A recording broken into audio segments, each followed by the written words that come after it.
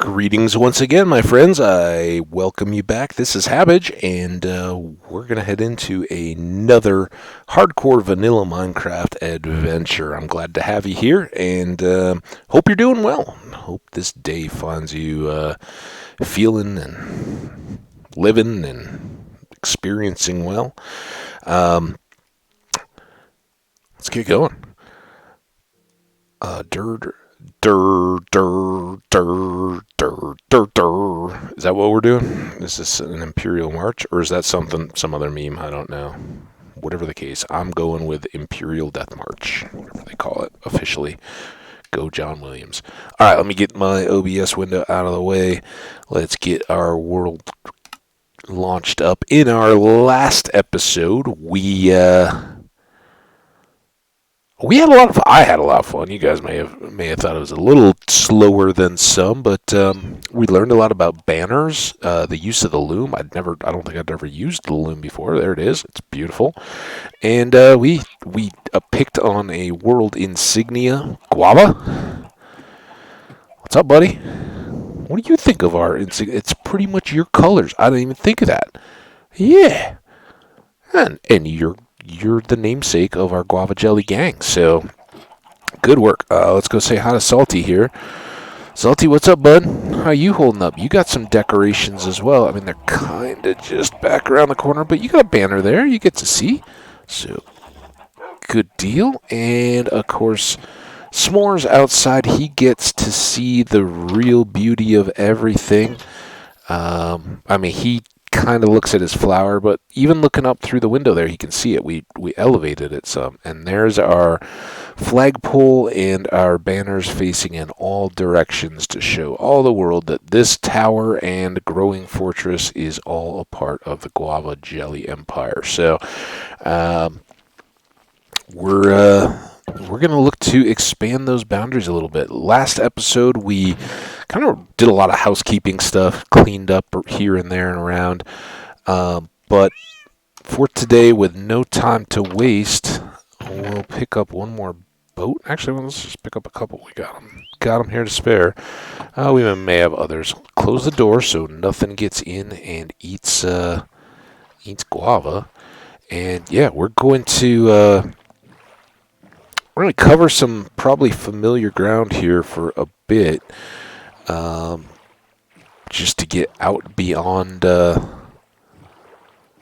known lands. But we're gonna head to the southeast as far as is convenient by water. So we should probably come across Mushroom Island on the way.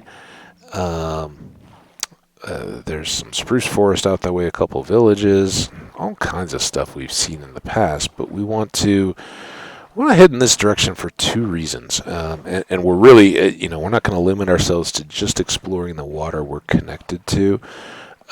We'd like to journey out and beyond and potentially find the biome that we've really been looking for. If at any point we find that, that's going to kind of determine our play for a while, because that would be a site worthy of connecting via a nether highway. No matter how far off it is, setting up just some kind of a little vacation type cabin house base type deal, quick and dirty, but base of operations situation. I wonder if we've seen this boat. Probably, but it's been a while. So it's been a while since we've made good use of our Respiration 3 helmet. And I think I can just barely see it. We should be... Uh-oh. Ship? There it is. Still so far away. I'm pretty sure I already saw a zombie out that way. Well, how that looked so much closer before. There's the drowned. I saw the gold bar going by. Alright. not open, so that's a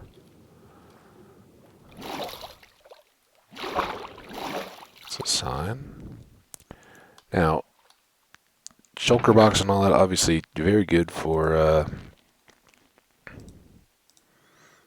whole number of things, but perhaps one of the best is that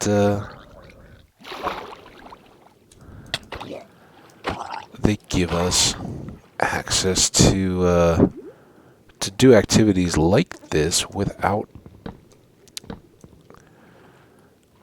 getting so overwhelmed with inventory fillers. So we can go and grab all the lapis and the gold ingots and the emeralds and the iron ingots, and know that we'll be able to keep playing. The other nice thing, I'm not going to go worry about the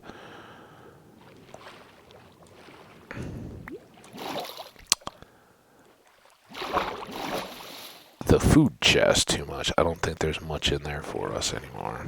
And now we'll just kind of keep rolling. If we do run into trouble along the way, I think we're kind of equipped to deal with it now. Famous last words. But with our netherite gear, good bow, lots of food and golden apples, and you know what that may be, phantoms or swarms of trident wielding drowned, anything like that, we'd actually kind of welcome seeing a few more of those at this point. So yeah, again, just we're heading very much to the southwest, trying to stick right on that divider as much as possible, and going out a good long ways. Again, I think on the previous run where we ended up at the Woodland Mansion by accident, we got about 20,000 blocks out before we turned back. And this can be that same kind of scale. We've got loads of food. Oh, I didn't get any coal, and I didn't grab the fortune axe.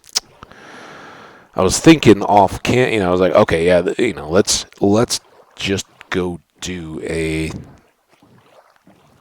wander adventure. And as I was thinking that, I was like, okay, the things that we kind of felt a need for when we were out on our last one and ended up at the Woodland Mansion, we should have had the fortune axe and we should have had coal.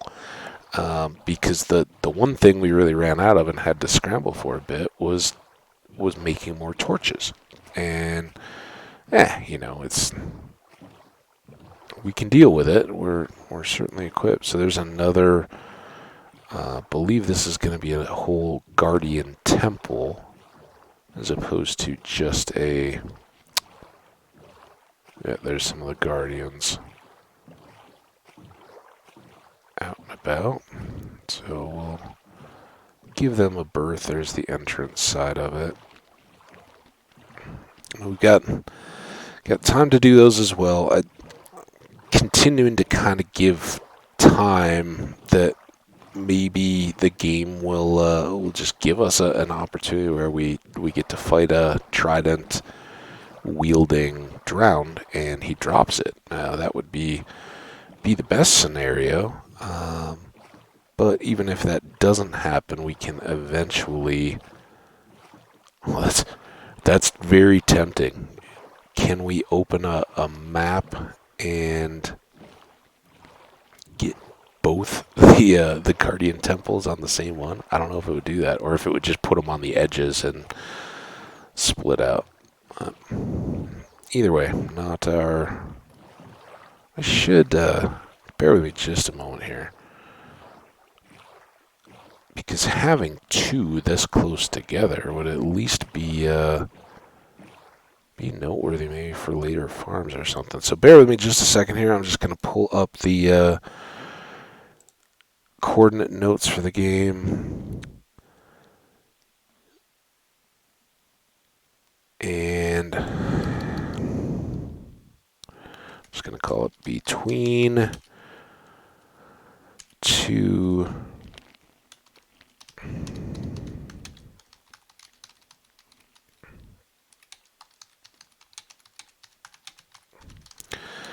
Alright.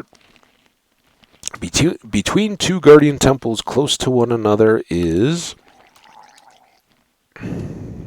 a drowned. Negative 2208. And 2861. So when we get to the point of wanting to clear those or anything, if we wanted to, I think that you can kind of do the guardian farms in some way. I've seen, was it like Zazuma or somebody set one of those up? That was pretty good. Just again, anything that's banking XP now. Not a. All right, where are you? There you are. Oh, you're a little guy. Let me get this water a little lighter. We must be getting close to dawn. Any of your friends have trident? Pick up that gold. Oh, all right. Southwest. Off towards this island. Get that out of the way. So yeah, good little note to have. If we're doing one, we might as well do a couple. Looks like another trident drowned city area with some sea lamps.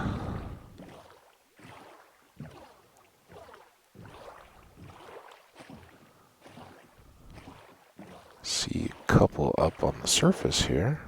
Oh, I heard one. Didn't I?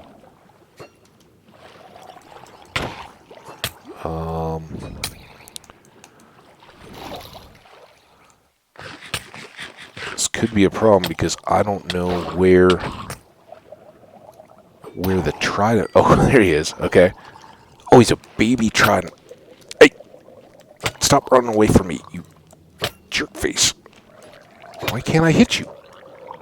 Where are you? What's going on? Okay, well, take out some of your buddies. Oh boy. I was talking about overconfidence, right?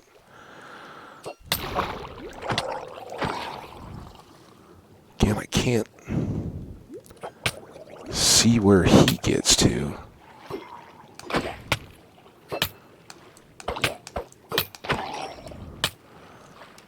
Man. How many of these things are there?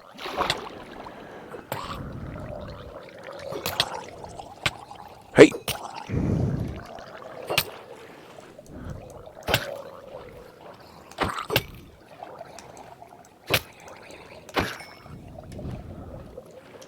No.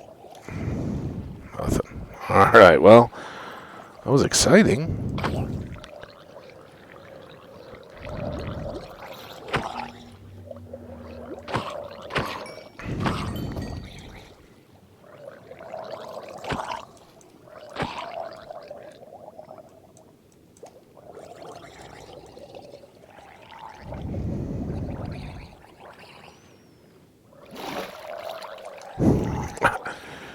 You guys came up for air too, huh?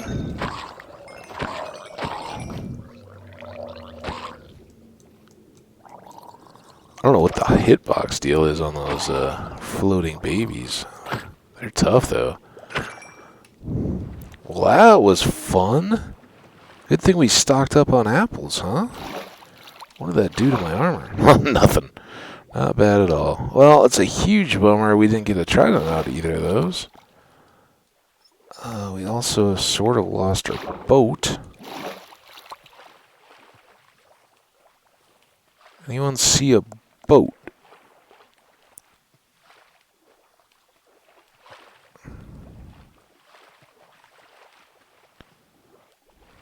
This is why we bring spare boats, by the way. Tridents can actually break boats. I don't know if I'd mentioned that. I had a few incidents along the way where I found myself adrift not as well prepared as this, or equipped, and all of a sudden things have gone from bad to worse as it's weird though. I thought I was out clear the boat quick enough to avoid any real trouble.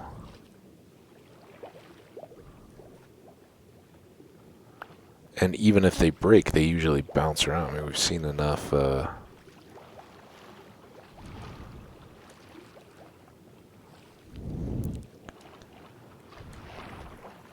enough zombie flesh around.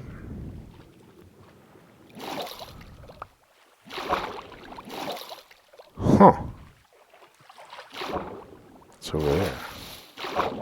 That's just a fish? Oh, it's just a fish. I don't know.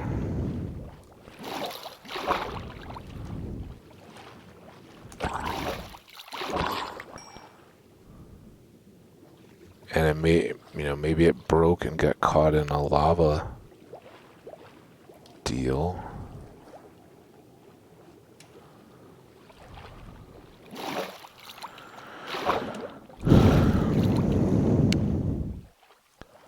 Well, oh, it must have broke and we must have picked it up. Here I am swimming around. Alright. That was fun. Wish the game would have, I mean, since apparently I have verbal summoning powers.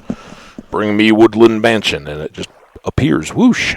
I kind of thought maybe it would bring me a trident, but we'll just keep welcoming those opportunities to go fight those guys when we have a chance.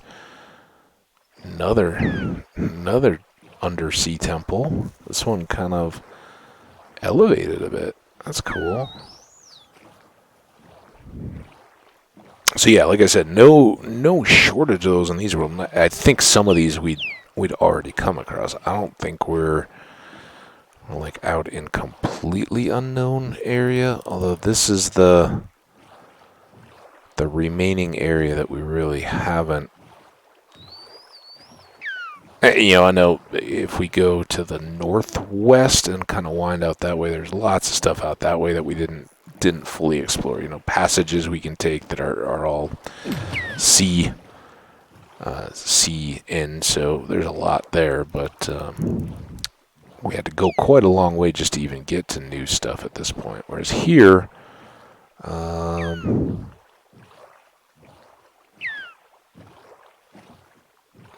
think this may be newish, and we're gonna hang towards the south rather than looping back to the west more, in the hopes that that's the case, and that there's a whole area due south that we really haven't explored at all.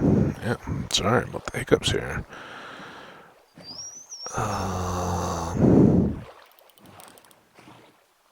Again, we had a great time running overland the last time, but the boat is kind of nice, and from my experience at least, the biomes I'm looking for are usually at least mostly surrounded by water.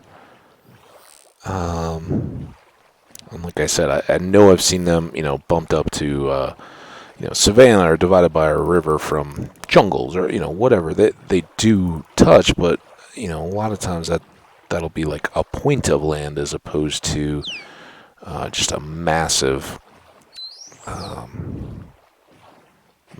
boundary. And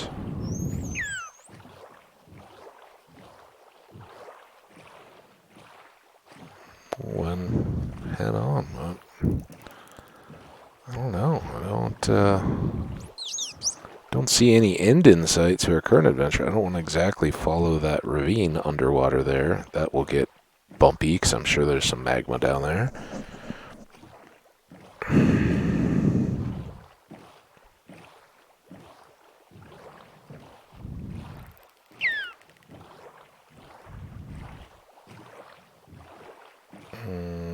broken portal, maybe? Or just another drowned structure. I think a dolphin tried to land in our boat. They're big, man. That could be heavy. Painful. Got a trident, sir? Sir? Tridents?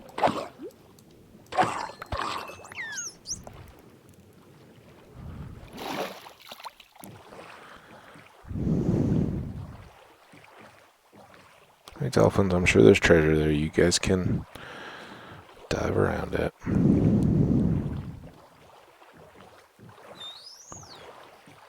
Again, as I've said many times, I don't know the language of the dolphins. As I understand it, they will point you or lead you to treasure, but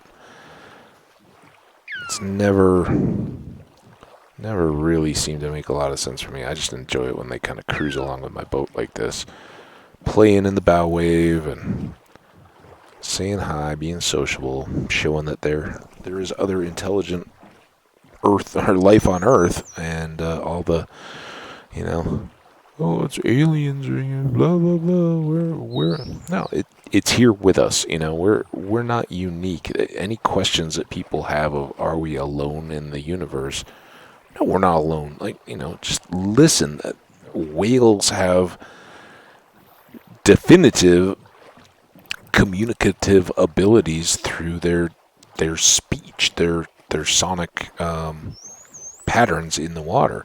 Dolphins as well, and science is working on trying to elicit what some of that may mean, and some of it is very simple. We know like prairie dogs have different alert barks for different types of predators to alert to their colonies. And again, this is stuff I live in prairie dog country, so undeveloped land is going to have a bunch of prairie dog holes, and they are social animals as well. They obviously they're not high intelligence, but they have I think for people who may not live around them, think Meerkat Manor if you ever saw that show when it was really popular.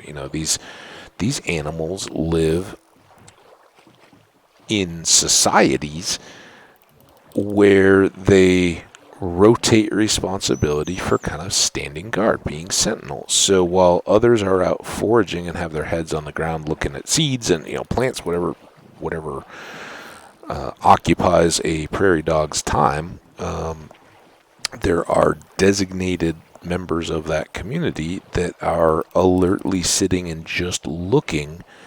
Hey, new Mushroom Island. I think this is like our third, because we found one way to the northwest. We found the first one that's much closer to home, and now this third one. So cool, lots of mushroomy goodness. And again, I don't think there's a ton there for us. We have milked the mushrooms themselves. We've gathered a little bit of the mycelium if we ever want it for anything. And we just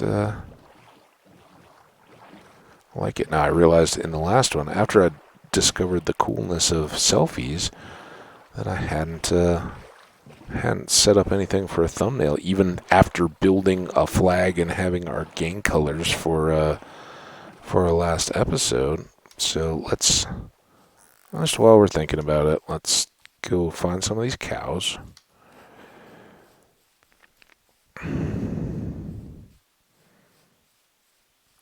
Oh, can we do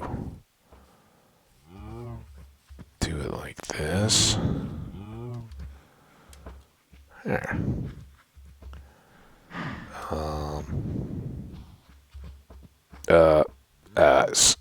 Turn around, cow.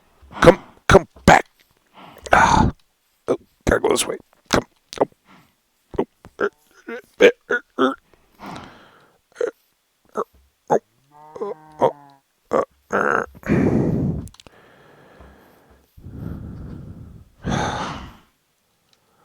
Huh? This is very difficult for me. The whole third person.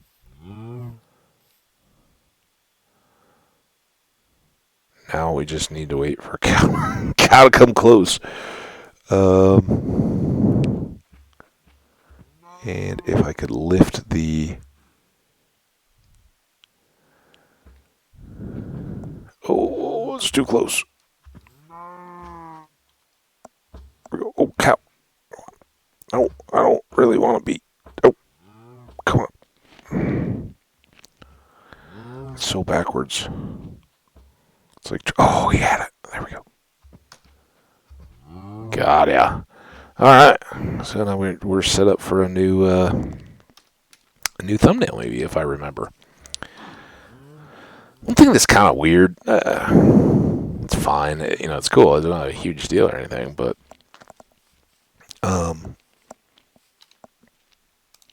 let's just sleep now.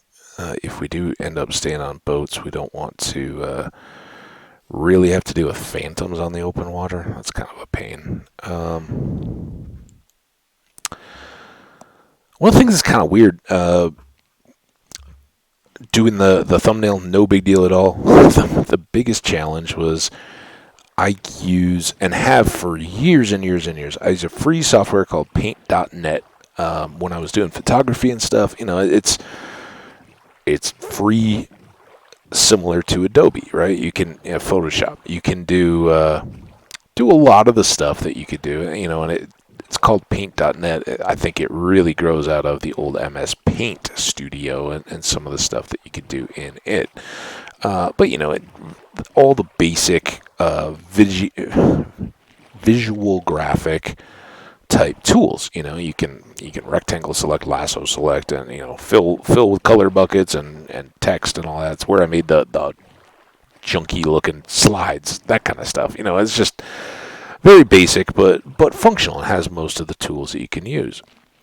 The biggest challenge that I had out of the whole thumbnail process, I got my screenshot, and I've already, in the years past, gone through several times the process of finding the screenshot directory in Minecraft. It's you basically, the only tricks you need to know, and I just hadn't set it up on this computer yet, is you have to show your hidden files.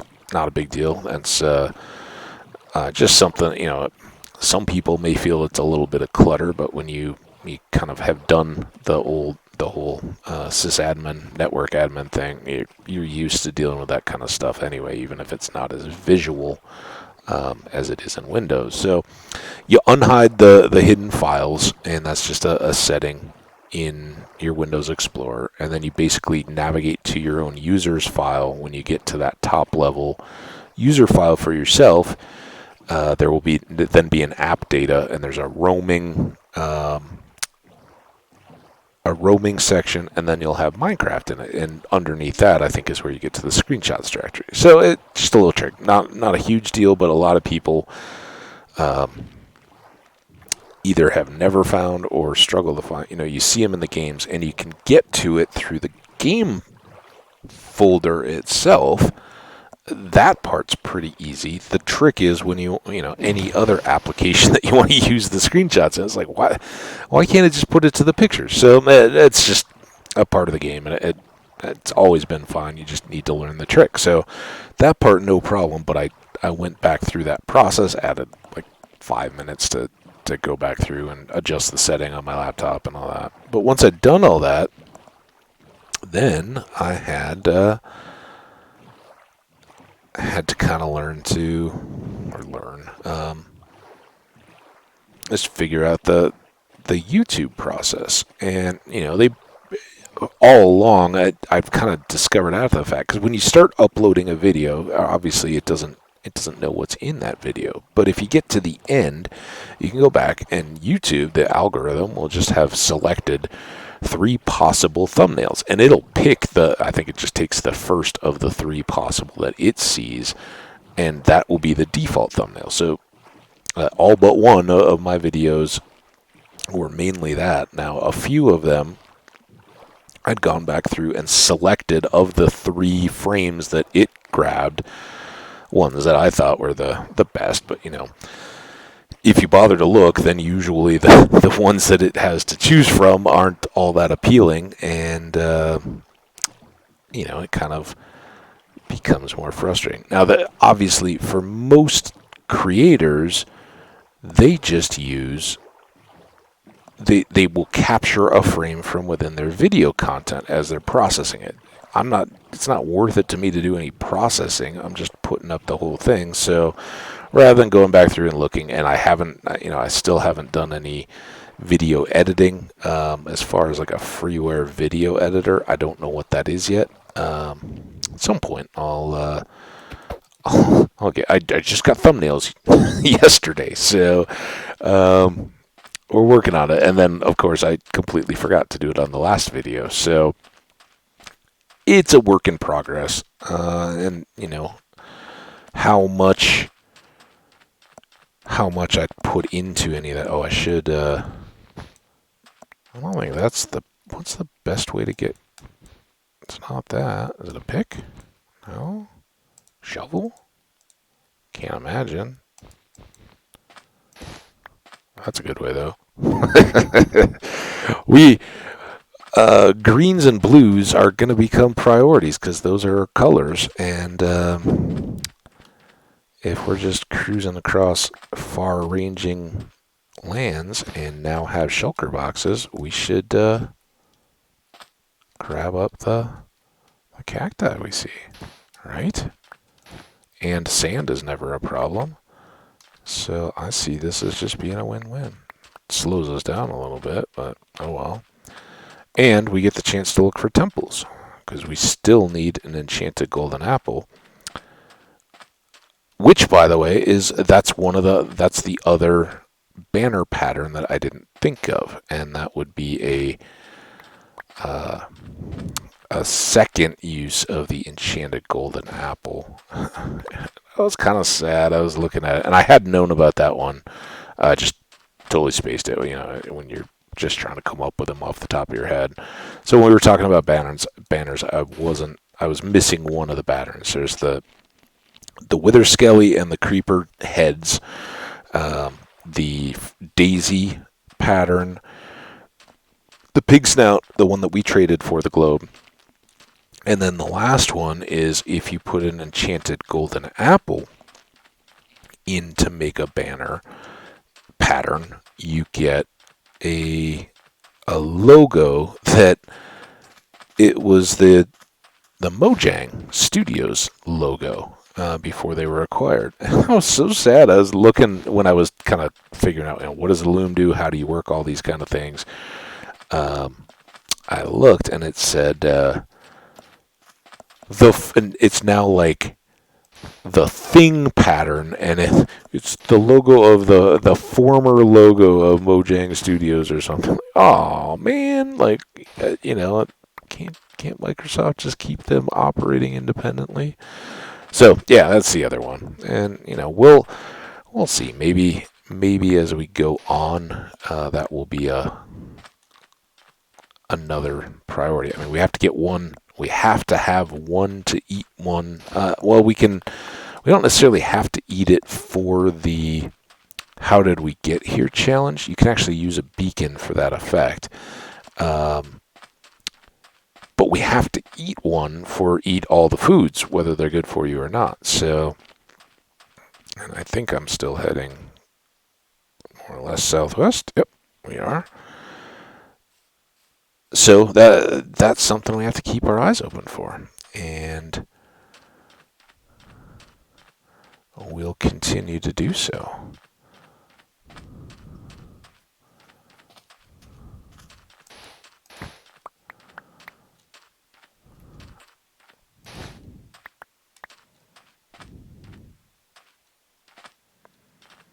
And yeah,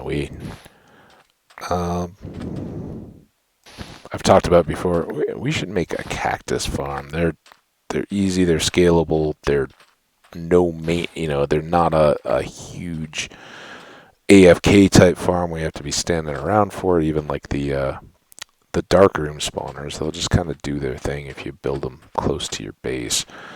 And we could even effectively bury that in the underground layers between our surface and our basement. And just have it plugging away if we think we're going to use a lot of green. Again, Maybe not as much as we think. If we use a lot of the green with a blue globe on it pattern, then we can just buy the green banners for emeralds. We've got loads and loads of emeralds, and we've got a trader that'll give them to us for 2 a pop. So that's a pretty efficient means of, it's either that or shear wool and then dye it 6 pieces at a time to make each banner. I think I know which way I kind of lean there. Hey, a bee thing that we don't have to pick up. I love that we're done. Not that I didn't enjoy it, but it's nice to be able to go by and leave them in place and undisturbed, and just appreciate that they're bees. So the daisies, that's the other banner pattern that we may have some back at home. But let's grab a few. We'll just go ahead and make that. We've made the snout, we've made the globe. May as well make a couple of these. The heads are going to be tougher, right? Once we get set up to grind wither skellies, then that one shouldn't be too difficult. The creeper, I've never really worked on equipping them as charged, but it's not. I don't think it's too terribly complex or difficult to get them set up into a situation where you can charge them and then kill them for the head. And I think that's a every time drop once they're charged. I think. Not certain, but that's my understanding anyway. So that's all stuff we can look forward to. But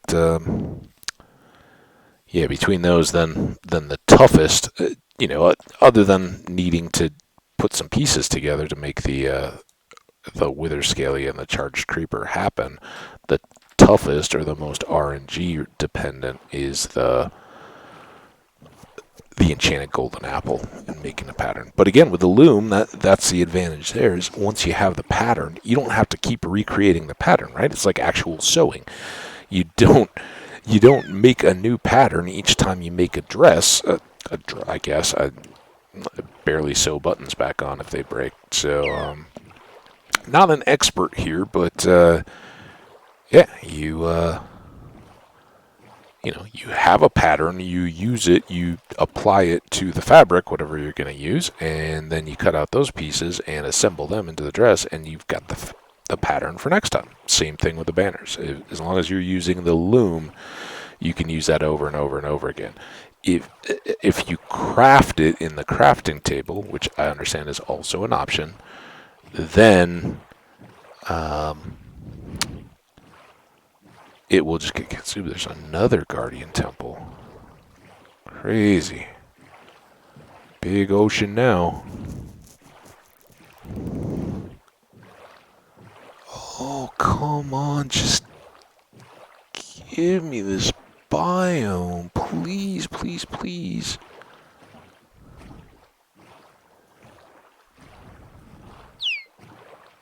Dolphin. I've been hyping your species as being intelligent life on this planet. Can you lead me to the biome I'm missing?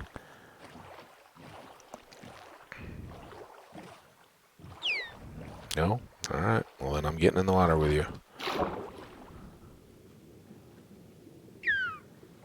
Who's got a trident for me?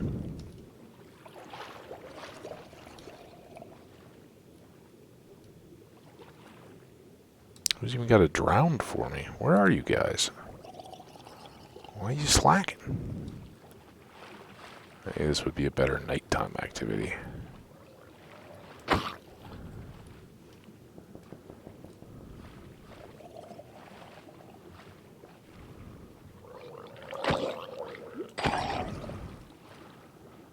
None of you so far come wielding.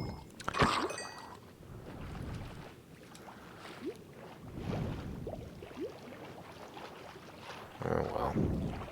Now we gotta try to find our boat again. I think we were coming past this island. Did I pick it up again? There it is.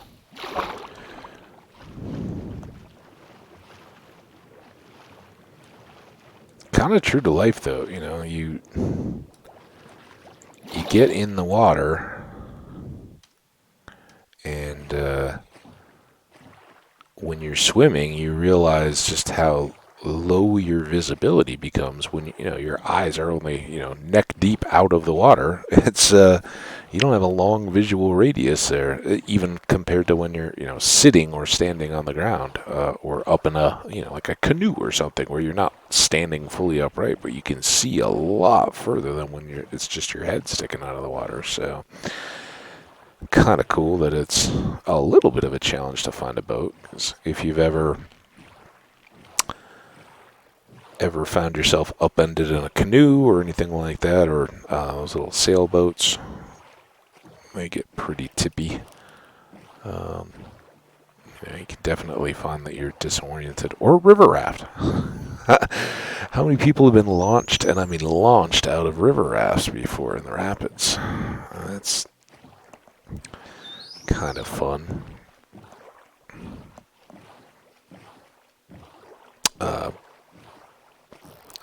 I think most viewers are probably familiar with the fact that working at Disney is a very popular kind of college summer or post-college job, where it's almost like camp counselor used to be. And I don't know, maybe there's still tons of summer camps, so maybe that's still a big deal too. But it's kind of that you're transitioning out to being on your own. It fits in very well with the whole college experience. And I would imagine that there's people that don't go to college that are doing the Disney thing year round, after they've graduated from high school and are maybe looking to get into the hospitality type industry or acting and those kind of things. There's a lot of theatrical stuff too, but a lot of it is just pure hospitality. But it becomes a kind of a party type atmosphere job where everybody's young, everybody's looking to make new friends, if you get my idea, and party a lot in their downtime. You don't have a lot of living expenses, so your meager earnings, and I don't think they pay exceptionally well, so your day-to-day earnings kind of just all go to the night-to-night continual party. And there's nothing wrong with that. It's a phase of life that a lot of people go through, as long as you take the necessary precautions to be safe. Ladies particularly, you don't want to end up in situations where people are taking advantage or abusing trust that you put in them. But otherwise it's as far as I never did it, but that kind of an opportunity comes along to kind of grow and experience outside of the career that you hope to build and establish in your life, and beyond childhood. That's kind of a cool opportunity. I don't know how that got into... Oh, river rafting. I was like, how did that get into capsizing boats? So out here in Colorado, a similar type of young college kids, sort of, sometimes in river rafting, it's a little bit more, less educational, more... I've got an alternative idea of what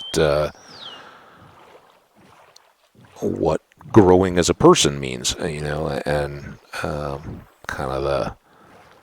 I don't know if hippie is right, but a kind of counter expectations life goal. You go and you basically live camping. You spend a summer in tents, and each day you take groups of people down rivers in your rafts, and there's some real skill involved. I don't mean to downplay it, but it's a skill that most people can become competent at. That is awesome. And as you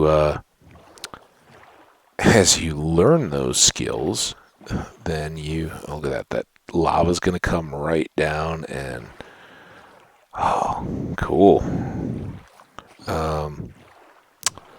As you become competent in those, it's kind of second nature, and each river season in the mountains, obviously it's, well, maybe not obviously to me, it's dictated by the mountain snow runoff. So big snow year and then very warm early temperatures mean that the snow is melting very quickly and flowing off the mountain peaks very fast. So lots of high level, big fun water. That's where the rapids just flying by. And in some ways it's dangerous. There's real risk of drowning and those kind of things, but it's also the funnest, the most fun ride, and that's the kind of adventure sport side of river rafting that people crave. And the guides, they gotta earn their keep by taking the guided tours down, but outside of that, they have time to do their own. That they may go in kayaks or any smaller personal watercraft through these rapids instead of the big group rafts. But they'll kind of do those late in the day when other people aren't. And again, it's smaller scale than like a Disney or a established summer camp. Maybe pretty similar depending on the size of the summer camps as a counselor there. But again, in river rafting, none of your guests are staying overnight, right? They come during the day, and it's a full day ride is probably like 5 hours with some lunch. A half day ride is just a couple, and that's about all you've got when you're talking about your responsibilities as a raft guide. I'm sure, again, new jungle. I'm sure that the pay kind of reflects that. You're not going to get rich doing this job, but you basically get to live out in the wild open. You get to raft as much as you want, and the people are there for the time of their lives. And as long as they, no disasters happen, you get them down the river safely, and they're the guides instruct the riders on how to paddle and steer the raft, right? And you're in a standard river raft, you're 6 to 8 people in, and aligned on each side. And you don't sit down in the raft; you sit on the thwarts, the kind of outer edges of the raft. And the first time people are going to be scared, they're going to be afraid of falling out, and they're going to hug into the raft and try to sit on the gunnels, or the kind of inflated tubes that run across the body of the raft. And okay, yeah, that's where I'm going to be safe. The problem there is that you're needed for the power of the raft. If you're going to have a precise run down the rapids, you're going to need the people on the sides of the raft to give power on one side or the other. And the guide sits on the back with a steering oar kind of off the back, depending on the raft build and what they're using. But they're going to sit in the back and kind of give directional guidance, and the people in the raft determine how accurately you hit the rapids, i.e., how big of splashes do you get? Do you go precisely down waterfalls, or do you get hung up on rocks, spin around and go down backward? That kind of stuff. So you determine a lot of your own fate, and the way that the guide communicates what he needs out of you is kind of determines how good that's going to be. Well, even amongst people that have done it multiple times, you're gonna have people that are more or less there for the ride, and you're gonna have people that are like, okay, yeah, I'm down. This is what I hope to get out of this trip. And one of my buddies and I were pretty much of the latter type there. I did a lot of canoeing in the upper Midwest. I've shared before the Boundary Waters in northern Minnesota and the corresponding Voyageurs Park in southern Canada. Are some of my favorite places on this earth. But so while it's not, they're rusty and more memories than real muscles at this point. I certainly know how to navigate power and control a canoe, whether I'm it's a multi-person or whether it's just me soloing out in a canoe. So it's not once you can paddle something, you kind of know know what you're trying to do either way. And with a raft, it's no different, except that you only have one side or the other, and you'll kind of learn if you canoe any length of time. It's the same on actual canoeing. You don't do a lot of flopping back and forth. Typically, if you're in the back, you're steering, and unless if you're in the good situation where you have one person left-handed and one person right-handed, then it's perfect. You just unless you need a break, and if you're canoeing all day, you definitely switch up just to rest the arm that's doing most of the pulling power. But if you've got a team of a lefty and a righty, that's great. Then you use that dominant arm most of the time, and you're just split. Otherwise, you switch, and you tend to let the person in back who is steering use their dominant arm the majority of the time, and they'll be switching sides more often. The power paddler is going to be on one particular side, and they're just adding forward momentum to the canoe or the raft or anything like that.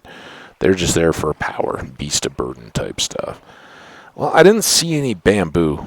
Just to break here for a second, I didn't see any bamboo around the outside. I don't think we need to really dive in. It doesn't look like that's a massive jungle, and we're actually in pursuit of other biomes. The bamboo would be awesome. That would be another worthy of creating a portal, or at least making a mark and eventually circling back, because both ocelots, which we could get in the jungle we've already discovered, or pandas can be in those various biomes. But we didn't see them. I'm not going to, having already walked through one big jungle without finding bamboo, we're going to keep on mission here, keep venturing forth. So yeah, canoes, you very rarely switch sides, at least not as much as you might think. If you've seen videos and stuff of people canoeing, and kayaking is a little different. Kayaking, you are gonna, because you're solo and you're center of the craft, you're gonna use strokes on both sides to keep going straight or turn.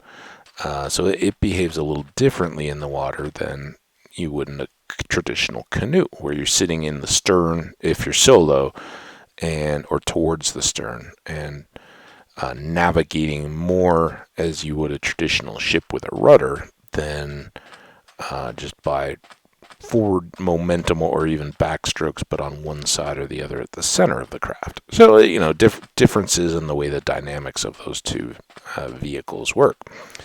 Anyway, in a raft, you just sit on one side, and you're exclusively going to paddle on that side the whole time. And this is the size of the boat. So the guide's first job is to assess the 6 to 8 people that he has going, or it could be few, it could be 4 if it's the right day, but usually they're going to try to get their money for whatever. So if your group is 4 people and there's 2 extras or something, they'll try to pad it out. And sometimes those guides that don't have a boat, they'll just ride along because they love the water, they want to be out there, and that helps the experience of the guests because now they have really veteran and knowledgeable people in their boat that are adding power to it as well. And they hardly need to have strokes called to them; they're just gonna go. So anyway, as you're going down the river, the guide's saying like left 2, and that means the left side of the boat, 2 deep hard strokes, and you lean out over the side of your boat that you're on, and you dip your paddle as deep as you possibly can. And you pull it back along the side of the boat, and that propels the boat forward. All very good and fun. And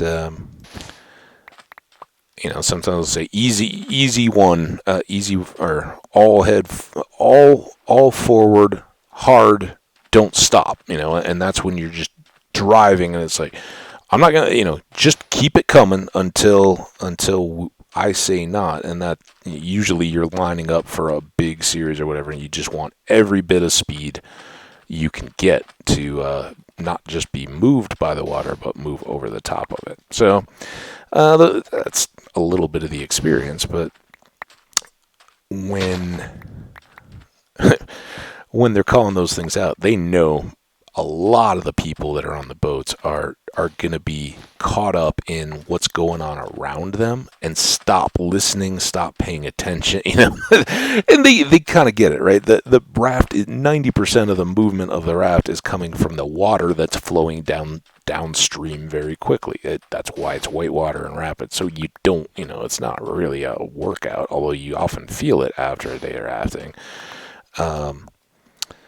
But yeah, the guides can more or less get you all the way down in one piece. But in the first couple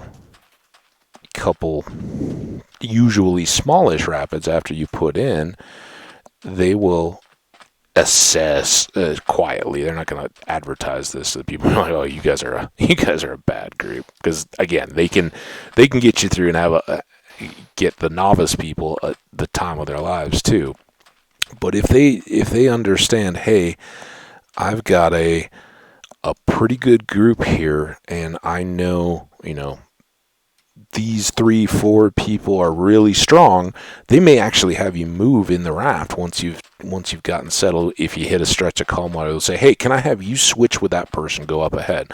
And they'll put, the strong people at the front to pull, and everyone else will kind of follow their, even if people aren't paying attention to the guide and what's being asked of them, they'll usually follow the paddle ahead of them and go, oh, okay, this one's moving. And so those front people, if the guide is confident that they're listening and, responding correctly, then they'll have a lot of confidence that even if the later folks, further later on the raft, the ones moving towards the back, even if they aren't the strongest paddlers, they'll be more or less in time. And the worst thing you can do is paddle out of sequence with the others, because it stirs the water and it makes all the other strokes less efficient. So they'll kind of watch for that. And but if they get the feeling, hey, I've got a core of people that can put this raft right where I want it, because when I say give me too hard on the left, I'm going to get, significant momentum on that side, and it will make the raft behave as I need it to. Then they're going to set you up for a fun ride, because then they have fine control. It's kind of like driving on a dry road or driving on icy pavement. When the tires are gripping right, and you can hit that turn just right, well, that's all you need to to have a really good time, right? Then you're in business. So they'll hit you. They'll set your raft up to hit the big torrents and funnels, and that's really what a guide is there for, is that they already know the river. They know where the rocks are that are otherwise underwater, and a first year guide is basically, the lug the gear, inflate the rafts, drive the truck between the stops to go pick people up at the bottom, probably a whole bunch of other stuff around the camp that doesn't bear speaking about even on the internet. They're kind of the whipping boys. They got to pay their dues. And what they're doing as they're paying their dues is learning the river. They get, they're the ones that are kind of the pretend tourists on filling in spots on rafts. They're learning where all those rocks are, and each of the just like a mountain, on skiing, the various runs have names and features on them. The local skiers will know, oh yeah, you're talking about Sally's Pitch. Sally's Pitch is a really steep, but it's got a nice glade and the 4 trees in. There's a nice little drop-off ledge. If you hit that in sequence, it'll set you up for a good little line of bumps that are really well formed right now. It's that kind of lingo, right? Same kind of deal on rivers with rafters. They know every little bit, and that's how you have respect or cred amongst other rafters, is even out of season how a river would be behaving, if there was more water, if there was less. And just because it's a big water day doesn't mean it's the best rafting, because some of the rocks and features that get pushed below the surface when there's so much water, they may create a ripple or a plume, but they won't necessarily have the same drops. When the water level recedes, then some of those become a little more fun, because they're not, you're not getting the water energy, but there's lots of little technical drops and pieces like that otherwise are just surged over by big water. So again, when you're in big water, or any time really, once those guys know they have a crew, they're going to set you up for big fun. They're going to know, okay, here comes, right around this next bend is a drop, and if I position 2 boat lengths to the right of that big rock that I can just see the top of, we're going to hit the biggest drop off of a shelf. So we're going to have kind of ride a waterfall down, and then right on that side there's a big recirc wave, which is going to give the big splash. And the other thing that they know is that there are certain rocks where the water will surge over, and if you time it right, you can leave it so that the nose or the bow of the raft has popped up out of the water and is clear.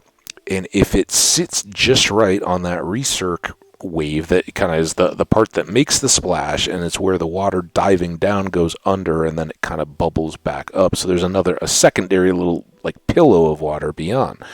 And if you can get the bow of the raft up past that and hold so that the middle of the raft is sitting where that pillow of water is below a waterfall, then if you get the stern of the raft just caught so that it didn't quite make it out, the water will actually fall onto the back of the boat and hold it there and lift the nose up into the air. And then if your crew is right, and this comes more into a sailing thing, and it's why you can't do it with just every average tourist group, because you kind of have to react very, very quickly and know where you're going. But if your crew is right and ready to do it, then the guide he's sitting in the back, right? So he'll basically put his butt in the water as it's sitting on the back rail of the raft. And there's water kind of coming down into his shorts, right down his spine, or hers. There's totally gender-neutral activity as far as an adventure sport goes. Women can know water better, or just as well. There's no difference, and like lots of things. But again, well, as much as we all love equality, and I'm the first person to say everybody deserves that opportunity to be great and pursue their dreams, whatever they may be. But let's not pretend that there aren't physical differences between the majority of men and the majority of women. And so typically men will have more physical power, more muscle mass in their bodies, and that doesn't really play a role when you're controlling a stern or on a river raft. You don't need a lot of brute physical strength. You just need to be able to read the river and put your raft. So again, I said guy, it doesn't matter. I've had equally superior female river guides. So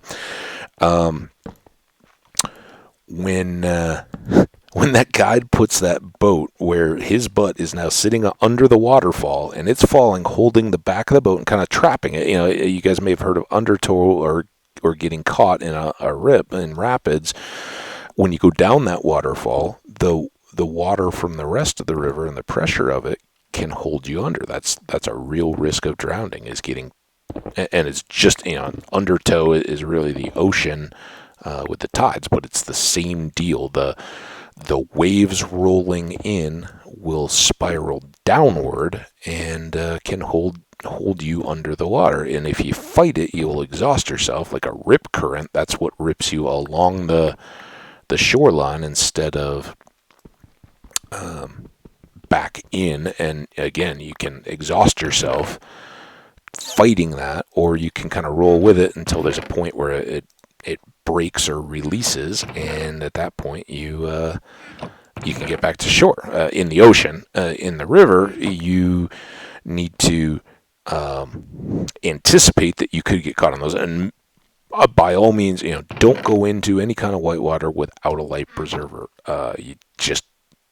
You need it. You need it to break that, because you don't want to be sitting effectively in a tumble dryer underwater, running out of air and not knowing which way is up or down. Bad situation. Don't put yourself into it, or even give a possibility of getting stuck in something like that. Wear a helmet, wear life gear, or life preserver when you go on whitewater. Anyway,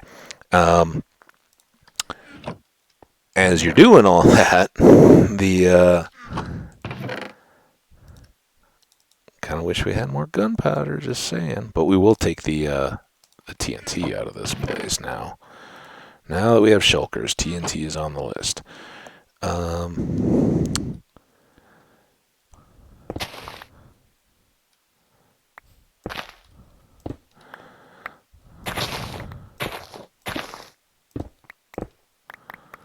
Okay, I think we got all that. Need to get back out, though. So, surfing a raft. Here you are, your guide has just taken a waterfall down his back, and the raft is now stopped. And the result is that as the nose is popped up, if that water just keeps pouring in, the raft will catapult backwards, and it will eventually flip over, and everybody, capsize. You got to right the raft, get everybody back in. It can be a dangerous situation. It can also be a lot of fun, depending on the temperature of the day, what everybody's attitude is to getting wet on that trip versus staying in the boat. But if you do it just right, you can have everybody in the boat lean/race forward, so they're going up to the bow, and it means that the two people in front need to get out on that lip, the rubber that makes the nose of the boat, as far as possible. Like, think sailboat, those yachtsmen that are racing and the boat is heeled over on the wind, and every bit of weight of all of the yachtsmen are counterbalancing it by basically standing on the gunnel of the boat and hanging out over the water, just to keep, get every bit of power from the wind. Well, this is similar. You're just countering to we. Okay, we came by land. Like, where's my boat? So no enchanted golden apple there. Just want to make sure of the direction. So yeah, when the guides understand that they've got at least a competent enough group, and if you've been a couple times in recent year, or back-to-back years, or even better, a few different trips in the same year, the guides will actually like, hey, oh, these guys are back. All right, we had fun with them last time. Let's go again. And in one situation, group of my friends, but in particular, like two of my buddies we were all back for another trip and had some out-of-town friends or something, whatever it was. We ended up with a core of the same crew, and then some other folks. And me and a good friend of mine were up front because, again, guide sees us and was like, "Oh, I'm taking that boat." Like, right on, man. How's it going? And so we got 3 or 4 of us that are the same, and then a couple other people that are new, and puts myself and my buddy up in the front, and we're already both pretty decent at paddling, the best shape. And in Colorado, you can have extreme athletes and Olympians just happen to show up and hey, what's up? So just average is pretty weak in some extreme sports and that kind of stuff out here, but whatever. We could hold our own, and he was definitely happy to have us. And as we're doing our trip, he's like, this group's solid. And as we approach what's one of the later but big rapids on this particular stretch of river, he says, gonna surf, and done nothing else. But we both kind of look at each other and grin, and we're like, all right, we know what this means. Apparently nobody else did, though. So God positions us. We're doing all the strokes right, and he puts the waterfall at his back, and the raft does exactly what it's supposed to. The nose is sitting up above this pillow of water at the bottom of the waterfall. We've gone down, got our splash and everything, and we popped out. And then he says, forward, because everybody has to move in the boat. It's not a paddle command. It's a, you need to counter. Come on, game. Don't fail me now. Whoa. I'm not still moving. Come on. This isn't good. How long do you think? Okay. Woo! How long did you think I was holding that W key for? So yeah, he says forward, and he means everybody move forward in the boat. But I think that my buddy and I were the only 2 people that understood that, and he hadn't explained it because he kind of wanted it to be a surprise. It's kind of one of those, like, if you don't know it's coming and you happen to experience it, it is the thrill of a lifetime.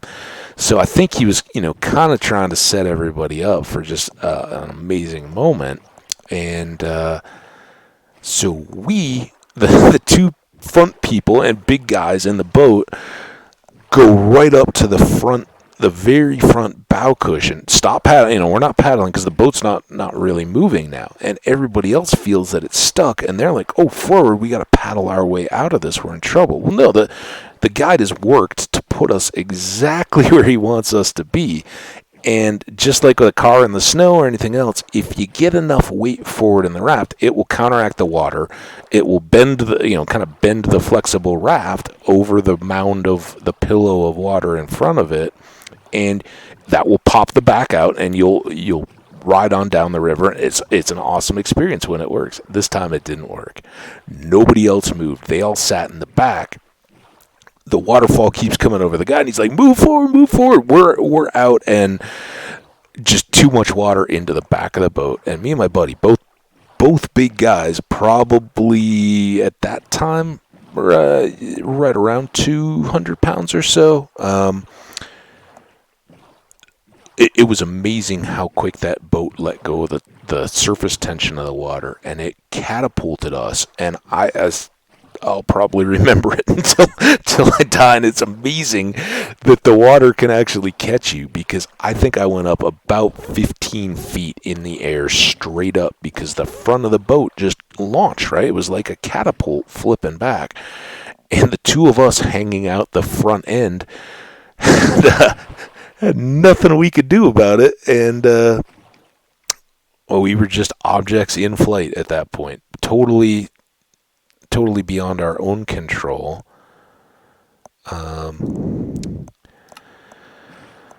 And at the mercy of physics and gravity, inertia and gravity. Eventually back into the water, way much further. And they always say when you get into rafts, they're giving you the safety talk at the beginning. Anybody that's never been in the water, anybody that has, you got to listen. You got to pay attention and all that, right? And it's kind of like airplanes. Once you've heard it enough times, it's like, whatever. You're putting on sunscreen and all the rest of it, getting ready for your trip.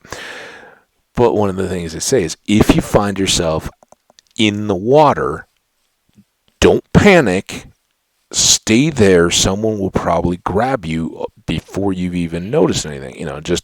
And the second, I should say this just because we're talking about it and it's important. If for any reason you ever do find yourself in that situation, the first thing that you do is not turn around and try to find the boat or gear or anything else. It's find out which way is downwater and put your feet downstream. So whichever way you're going, try to lay on your back and get your feet pointed in that way, because the water can carry you head first into a rock. And again, I said, wear a helmet anyway, but regardless, you want your feet down to absorb any rocks and help kind of push you off and away. So that's you're kind of treading water, laying on your back with your feet down, making just little half plate shapes with your hands, and trying to watch what's going. But in theory, if you ever do fall out of a raft, if you're just like leaning out trying to get power and you just over edge from the raft, you'll pop up right next to it, or right beside it. And there will be the other people, the guide will be looking for you immediately. If they spot you and the people haven't, they'll call out to the person next to you, grab that person, and then they'll kind of dunk you down and use the flotation of your life jacket to pop you up and pull you up over the side and back into the boat. It's kind of, no big deal. Again, something to practice. You can't really practice it on just a guided trip, but anytime that you've got a raft and those kind of things and the opportunity, good skills to practice just in case you ever need to use them. Anyway, yeah, that we got catapulted. That didn't ring true at all. I was so far away from the boat, I actually ended up getting into a different boat first, and they wait. You waited downstream, so they waited, and eventually, we pulled close, and I just jumped across from one to the other to get back into mine. But it was awesome, so unintentional and complete fail, right? Because we should have just surfed, and if everybody had moved forward, it would have countered that. The boat would have popped, broke the water tension of the back of the boat. It would have popped out, and the guide would go forward. And, he's also kind of watching. If it gets close, he can just dip a paddle in and push the boat out of that, exit of the waterfall kind of deal. So I've never really looked at it. Maybe I will, but yeah, if you check YouTube for raft surfing or something like that, you can probably see what I described done well, and probably in much more extreme conditions and all that. But I don't know that you'd see it go wrong as well as it did for me and my buddy. It was a memory. So we haven't really been talking game content here much, like any long haul adventure. We're getting to about that same kind of, 15K that we had been at in the last one. I checked the time in one of those pauses that you guys didn't see. We were about an hour and 15 in. And I think kind of similar, we'll try to go for about about 20, and then maybe head north on this one, and go up, I don't know, 1,000, and then come back. We don't have a particular target in this one. Just trying to see terrain and hopefully get this biome or better stuff out of desert temples. So if you've got if you can relate to my rafting story, feel free to leave a comment and at least acknowledge if you had or not. But that was in most of the rafting that I've done. It's not all. There's lots of options here, obviously, in Colorado, but most of the rafting that I've done is on the Arkansas River. That's not a bed. So using the Arkansas, which kind of runs south through through what I described as South Park. It actually has some of the Arkansas drainage, and it goes through a deep cut called Royal Gorge, which people who have visited the state may have visited. Fortunately, a few years back, Royal Gorge actually got hit by a ground fire, forest fire type stuff, but actually burned a lot of the buildings. I haven't been back since that happened. I don't know how much of it they restored, but yeah, the rafting the Royal Gorge is more significant than visiting the top of the gorge, and more convenient. Although a lot of times people will combine those. You basically have to drive right by on the way to go upstream to start a rafting trip if you're coming out of the Colorado Springs area. And so it's a convenient stop, and kind of more fun to do it in reverse, where you raft it and then go see it, because then you look up at this just impossibly tiny bridge way, way, way up above you, and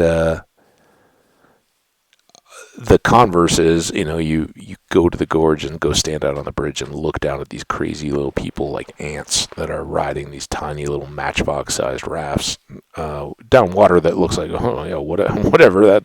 Then you're down there and you're like, oh boy. Our little surfing thing wasn't on a gorge trip. It was on the lower Arkansas, but didn't actually involve going through the gorge itself on that particular trip. But there's lots of different places that you can put in and pull out, and depending on how much time you have on the whatever day you allocate for rafting. So, big advocate. Haven't done it in a couple years. It's kind of one of those things where when you've done it a few times, it's for me at least, it gets to be one where it's kind of diminishing returns. It's fun, and I have people that every spring, it's rafting time. Are you ready to go rafting? And it's like, I don't know if I really want to pay for that again. I've done it. Are we going somewhere new? Are we doing it different? Or if I had friends in from out of town who'd never rafted before and wanted to try it, that would certainly be something as well to consider. So, not opposed. Just one of those. I've paid for it, and it's not ridiculously expensive, but it's also not nothing. It's an event and an activity, probably comparable. I would say they probably set it up to be comparable to like a professional sporting event or something. It may not be the same as like courtside seats at a basketball game or something, but getting in the state, nosebleed type, upper deck type seats where you're gonna be out between when all's said and done. Especially if you're taking a group, you're gonna be out $100 plus. Between and with rafting, more than likely you have to rent a wet dry suit and the gear, and buy the commemorative photo and all that kind of stuff. So all that goes into it. It's but it's awesome. If you haven't done it, do it. If you have an opportunity, I know there's places out east too. I think Tennessee has some of the best canyon rafting. And again, water doesn't care what its elevation is. It's the pitch and it's what the underlayment, if I can use a carpeting term, of the riverbed it consists of. That's going to determine what the ride is like. So yeah, it's something you can really kind of do anywhere. When I was growing up in the Midwest, this'll for folks that know it. As kids, we used to go to the Apple River, and that was inner tube rafting. A whole different scene, and I kind of regret. I was pretty much out at the point when I could have had the most fun there, because it's really like the country songs, and I'll say you have a one tube for the keg and another couple. Oh, you're a pretty horse. I like your brown and white with your goldy mane. You look nice. Yeah, so, it's always fun to float on rivers. And we have some of that here in Colorado, too. That I did do last year during the pandemic. The town of Golden has Clear Creek, I think Clear Creek goes right through the middle of Golden. And that's where Coors Brewery got its start, and still there's a Coors Brewery. Again, they're owned by Molson and all that. I don't know what all they exactly brew right there anymore, but using the water of Clear Creek was where Adolphus Coors got his start. Coors, if you want to say it local style, but Golden with a creek coming out of the mountains right through the middle of town. They'd in the midst of the pandemic, probably around mid-July, they opened up tubing on the river. And the one outfit, there's nothing to stop you from just showing up, and that kind of was why it got shut down a couple times along the way. There'd be hundreds of people showing up just with their own tubes to float the river, and it got a little congested. But mostly it was a very good pandemic activity, because you'd get tubes and could float down and just kind of be in vicinity of the people you were riding along with. Do I need any of this stuff? I guess I'll take the iron. I was thinking about the gold block, but I don't really want to deal with all the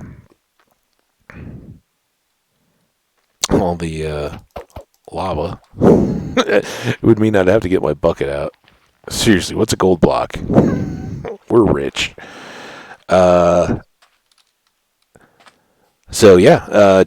Tubing, great activity, and somewhat more accessible. But you can use a lot of those same principles when you're trying to steer your tube down and line yourself up. Even the surfing, that's something I try with the tubes, because it's fun, it's cooling on a hot day, and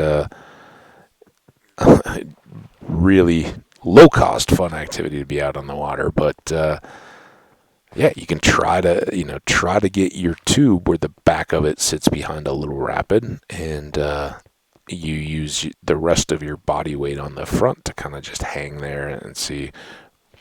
At least in my experience, much tougher. Generally, because I'm trying to go feet first down the flow, and when you're sitting with your butt hanging down in the middle of an inner tube, you don't have a lot of weight to put in your feet. So you either got to spin it just right as you get close.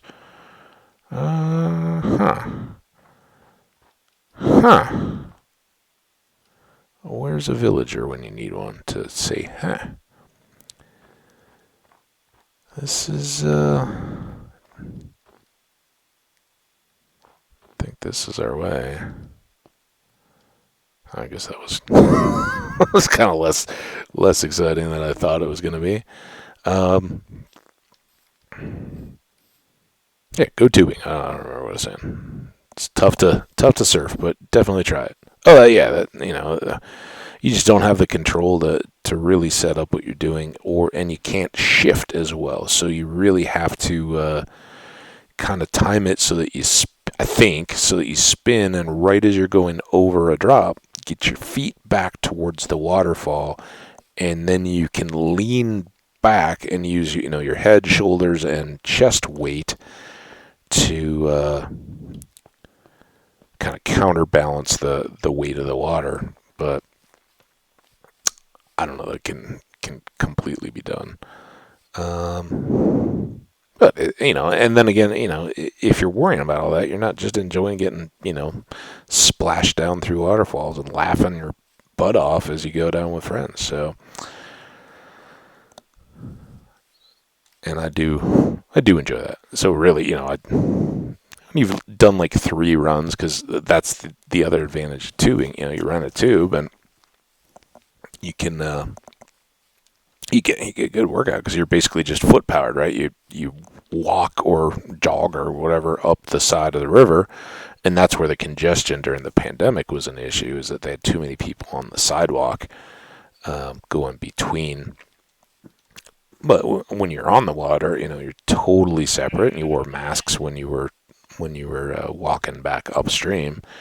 But yeah, as far as you're willing to walk is the ride you get back down. So you walk a mile and a half, 2 miles, and carry your tube up, and then hop in and get a cool soaking ride back down again, and do that a few times. And as you go, kind of you get familiar with the creek, and okay, now the novelty's kind of worn off a little bit. So then that's when you start playing around. You're like, can I make this? What if I flip? Can I flip a ride? Yep, you can flip a tube. I found out.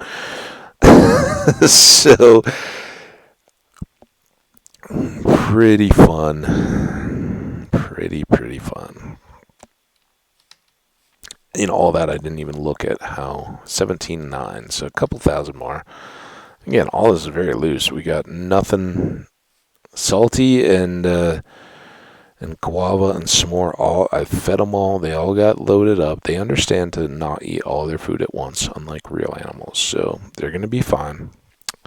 And they've got those cool new banners to decorate around. So I think they'll enjoy the break.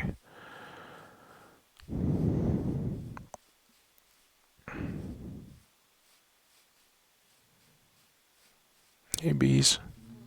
Oh, I heard one that time. There's a bee. Oh. Almost walked off the... Whoa! Come on, trees. Trees and bees all conspiring to drop me in a hole. I don't have time for that hole. I don't have time for this birch forest, really. It's beautiful, full of flowers and bees. I can see why the bees like it, but sure hasn't shown me the biome. But I think we definitely addressed, what I said at the beginning, where you don't want to just rush through content to the point where you're never traveling overland or by boat because you've just got wings and unlimited supplies of fuel. We've definitely avoided that possibility on this play. And to that point, when if I could just get the color scheme of blocks I'd like, we'll certainly make a spawner and try to get our gunpowder.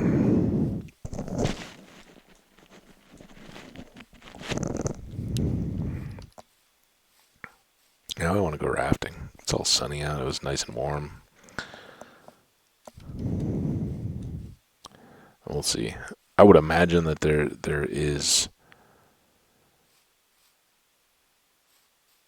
that rafting is thriving even last year in this situation because again, you're in close proximity, but you can kind of do it as a group, and your guide is the factor there. How much do you want to risk it? Personally, I wouldn't have. It wouldn't have been worth it to me, but I can see how his family, families and stuff with that kind of, teenage kids around that were bored and looking for things to do. That would be a good activity, particularly this year. Now with vaccines, and I think I haven't been watching particularly closely. What the news of the spreads, but the impression I get is that we're doing pretty well. The vaccines are getting out there to the people. Hopefully, more and more will do the right thing and take them. Then we'll be in good shape. I certainly hope so. My understanding is that Colorado's getting pretty close to backing off some of the restrictions that we've had, and I kind of mixed feelings on that. I've heard, and I have relatives in other states, particularly in the Midwest, where they haven't done as well in some of the later strains and things of the vaccine, and they've had more cases. Here, I think we're doing pretty well. I don't think hospitals are overwhelmed. I haven't heard anything that it's flaring back up dramatically or that we've had a big uptick in cases. So cautiously optimistic, I guess. But, well, maybe the game is going to reward our hard work with another woodland mansion. I'll say it. Now that I know, you just got to ask. It's better to ask for permission. Or no, is it? It's better to ask forgiveness than permission. We're going to do the opposite. Can we cruise the top of this for any length? This is what we were trying to do when we fell through right at the mansion. We've certainly gone far enough to be in proximity of another mansion.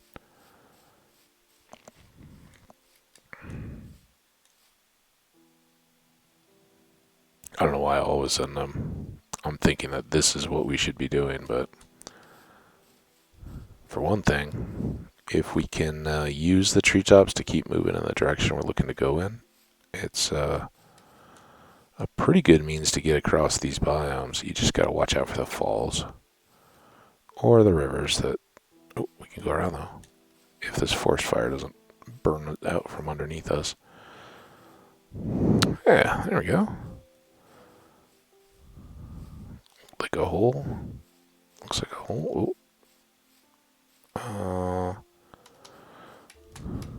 Yeah. Nimbly bimbly from tree to tree. Well, I guess there can't be a mansion in every dark oak forest. Then they wouldn't be as cool. Now is when I find out I've been going in the wrong direction. Again, didn't get so laser focused. Which direction am I heading? Don't bother to look at the coordinates. What's my coordinates? Don't bother to look at the direction. But these planes should be quick. Oh man. Just give me the biome. I mean, for Pete's sakes, game, you got guaranteed content for days out of me, because if I find it so far away, then I'm going to have to go back and get all this way through the nether. So think of the endless risk and danger I'll have to go through to get there. Be quality stuff for both of us, but no.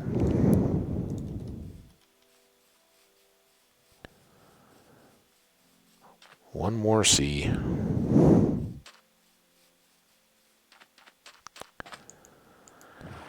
Got a ship. We go see the ship. See what ships are. Oh, we never did that treasure map, did we? Oh, same old stuff. Who's just rolling and waiting for it all episode, or if I would even realize this episode?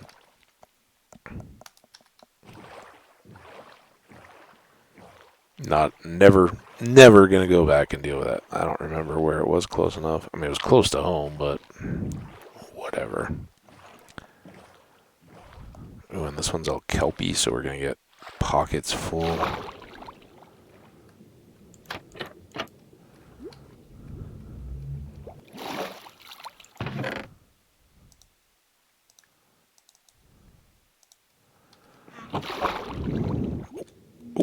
Oh, stuck. Come on. Now I don't have my axe.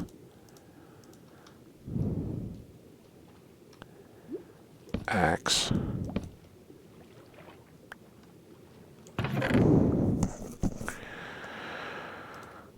More goods.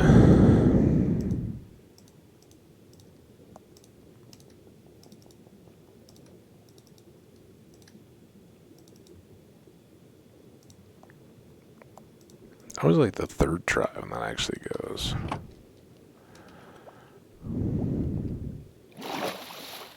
Okay, I'm not worried about the like food, coal, whatever could be in that other one. Alright, let's do this map. Ooh, we're close. Southeast. Come on, turn. Get the right key.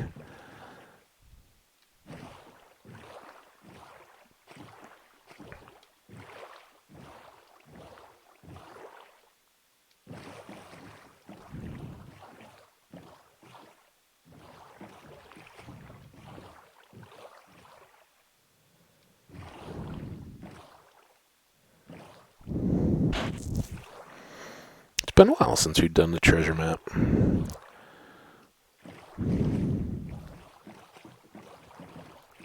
I mean, because, you know, we carried one all this way.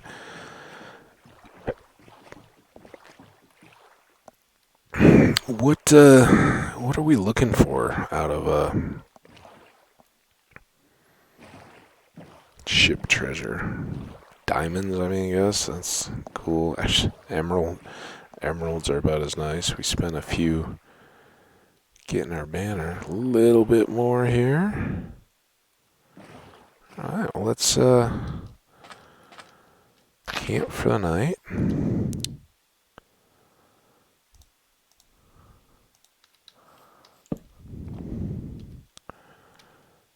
That's not what I'm looking for. That is... we'll do this.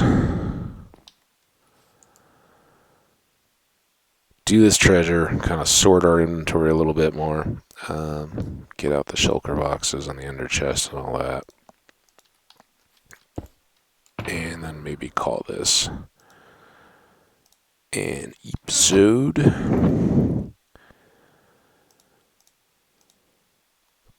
Bunch of random stuff for sure.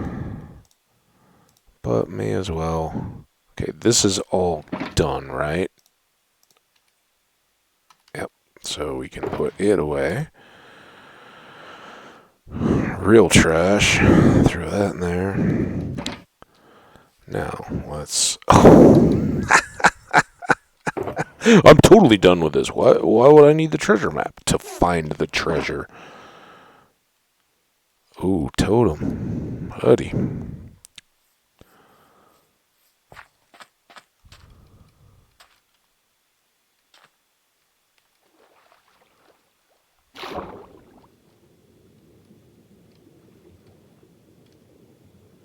Alright, I think this is about us. That was easy.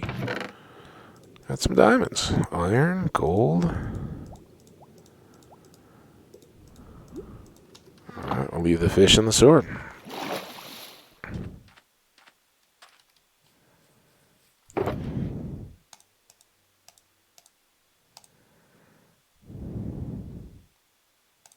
Sand away. Now we can switch that out. We can put this on the... I don't need that either.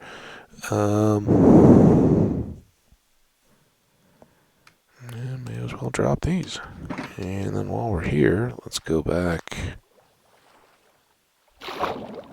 Since we've got a chest. Drop all those couple things. I don't need the zombie flesh, I don't think. The only use I know of for it is dog food. And, I mean, honestly, the dogs are much more likely to die by just walking straight into a lake of lava than anything else. That doesn't become a huge deal in my mind. Oh, hey, I remember how I was going to end the episode because we'd just done the inventory cleanup and the treasure hunt and all the rest of it. And then I just got back into my boat. It was at about an hour and 42, so we're not running late yet. I'm not, there's some ice. Well, the ice should mean that it's not just land all the way back around, right? Man, I want this biome. Wings would make it so much easier, but we need the biome to help us get the wings. It's a brutal cycle. Oh, and by the way, if we find it, I'm going to be kicking myself even more for not having the fortune axe. At least to start. Oh, I thought it was teasing me that was the point.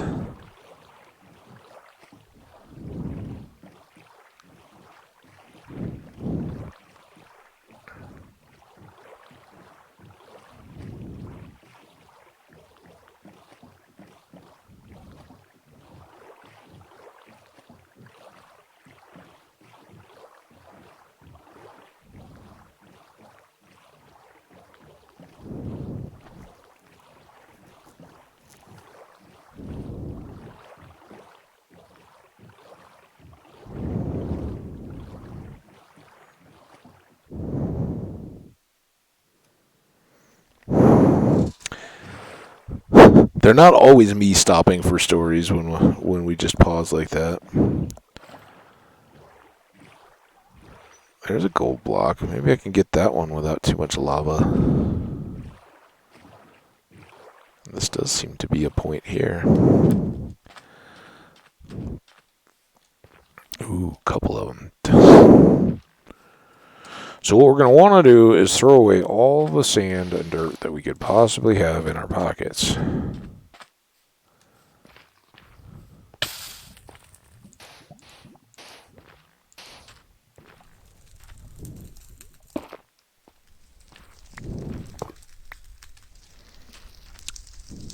Again, the lava doesn't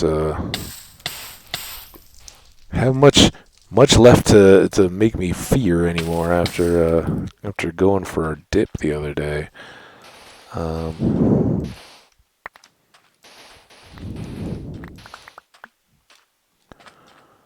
But I don't want to, the gold block just hitting it. If it takes a bad hop when I break it, it's gone. And I don't want that. Stop.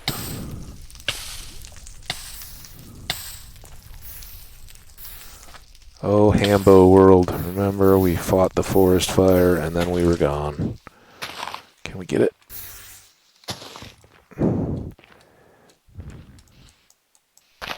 Nope.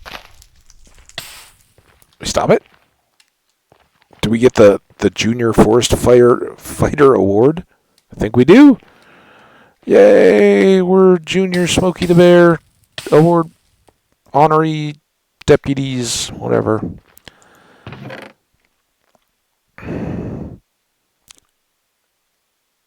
Don't want those. Can we remember, is it pants that we needed to finish up our gold outfit? I think it is. Let's take those. Oh, that wasn't good. The Windows spinny thingy. Alright, why don't we call it good here? This seems like as good a spot as any, and let's not carry around one piece of netherrack. Sand? Yeah, there's probably some use to have at least one piece of sand on us, but Otherwise, we'll have a snack. We'll look out at the icy wastes. Same quit. I mean, we've loaded a lot of chunks into this world on these runs. We've had that before. It's never not good. Yeah. Let's go ahead and quit. You guys like black screens, right? Thank you all so much for tuning in. I hope this rambling tale of river rafting and wandering and rowing across blocks and blocks and blocks of slow cooker world are entertaining. I hope you guys enjoyed.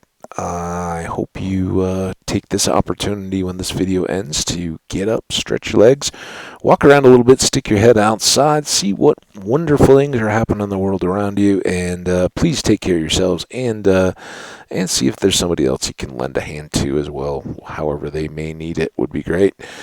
You'll feel better for doing it. So until next time, know you guys are awesome. I love it having you guys tune in and appreciate this content. I hope you come back for more. Bye now.